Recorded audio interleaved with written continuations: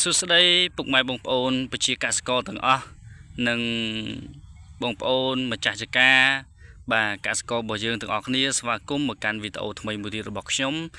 អញ្ចឹងសម្រាប់វីដេអូមុនគឺខ្ញុំបានថតចែករំលែកជូនបងប្អូនរបស់យើងទាំងអស់គ្នាទស្សនាអំពីអត្ថប្រយោជន៍នៅក្នុងការគ្របនៅគល់ដំណាំឬក៏គល់ឈើរបស់យើងណា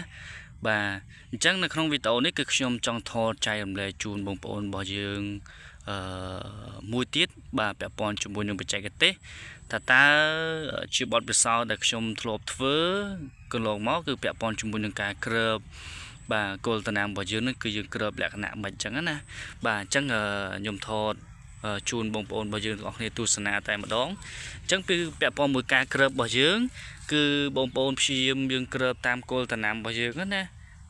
បាទយើងគ្របធំយើងគ្របឲ្យបានជិតល្អបាទហើយពាក់ព័ន្ធមួយការគ្របនេះដែរគឺនៅខាងក្រោមគឺខ្ញុំបានគ្របជាមួយនឹងកំប្លោកបាទហើយនៅខាងលើនេះគឺយើងមានស្មៅបាទយើងមានស្មៅដែលស្មៅនេះគឺយើងកាត់ពីទីធ្លាខាងនៃដំណាំរបស់យើងណាអញ្ចឹងនៅពេលដែលយើងកាត់ហើយយើងគ្របដែរបាទអញ្ចឹងបច្ចេកទេសនៅក្នុងការគ្របរបស់ខ្ញុំគឺខ្ញុំរៀបបាទរៀបកំប្លោកលក្ខណៈបែបហ្នឹងបងប្អូន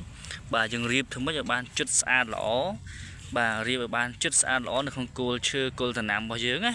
បាទអញ្ចឹងកាលណាបើសិនបើយើងបានរៀបបាទលក្ខណៈបែបហ្នឹងចិត្តណែនលក្ខណៈបែបហ្នឹងអត់មានពលឺថ្ងៃចូលបានទេអញ្ចឹងគឺពាក់ព័ន្ធជាមួយនឹងការគ្រប់គ្រងស្មៅរបស់យើងគឺយើងអាចគ្រប់គ្រងបានបាទអញ្ចឹងមិនន័យថាស្មៅនៅក្នុងហ្នឹងគឺអត់ដោះទេបាទស្មៅនៅក្នុងហ្នឹងគឺអត់ដោះទេតែសារយើងគ្របហ្នឹងគឺយើងគ្របបានចិត្តល្អណែនល្អបាទអញ្ចឹងបើសិនបើយើងគ្របដែរប៉ុន្តែយើងគ្របអត់បានចិត្តអត់បានស្អាតល្អទេអញ្ចឹងវាធ្វើឲ្យស្មៅហ្នឹងគឺអាចដោះបាទបន្តដោះបានបាទអញ្ចឹងនៅពេលដែលបងប្អូនគ្របព្យាយាមគ្របធ្វើម៉េចគ្របឲ្យចិត្តឲ្យណែនល្អបាទដើម្បីវាហប់បាទកុំឲ្យមានពលឺថ្ងៃឬខ្យល់ចេញចូលបានណាយើងធ្វើលក្ខណៈបែបហ្នឹងបានស្មៅបាទវាអត់ដោះទេបាទហើយពាក់ព័ន្ធជាមួយនឹងការរក្សាសំណើមដីរបស់យើងក៏បានល្អដែរបាទងាយស្ងួតទេបាទគល់ដំណាំរបស់យើងណាអញ្ចឹងនេះជាបទពិសោធន៍ជាបច្ចេកទេសដែលខ្ញុំតែងតែធ្វើកន្លងមកអញ្ចឹងបងប្អូនអាចយកទៅអនុវត្តទៅតាមចការរបស់បងប្អូនបានបាទយើងគ្របលក្ខណៈបែបហ្នឹងទៅបាទអញ្ចឹងយើងគ្របបែបនេះ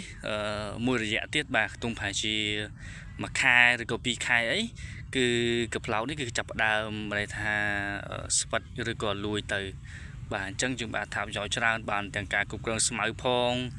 បានទាំងរក្សាសំណើមដីគុណភាពដីរក្សាទឹកបានយូរបាទហើយមួយទៀតគឺពាក់ព័ន្ធជាមួយនឹងការផ្ដល់នៅសារធាតុចិញ្ចឹមនៅពេលដែលកំប្លោកឬក៏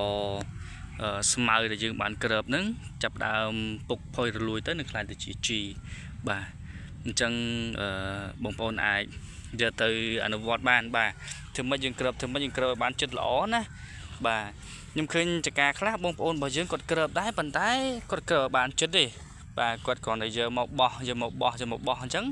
ងធ្វើឲ្យស្មៅបាទស្មៅនៅកន្លែងដែលមានពលឺថ្ងៃទៅដល់ហ្នឹងគឺដោះបាទដោះឡើងមកវិញអញ្ចឹងដើម្បីកុំឲ្យស្មៅដោះបងប្អូនធ្វើម៉េចព្យាយាមបាទគ្របឬក៏យើងរៀបលក្ខណៈបែបហ្នឹងទៅ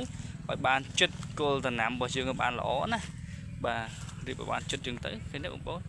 បាទរៀបឲ្យចិត្តចឹងទៅបាទ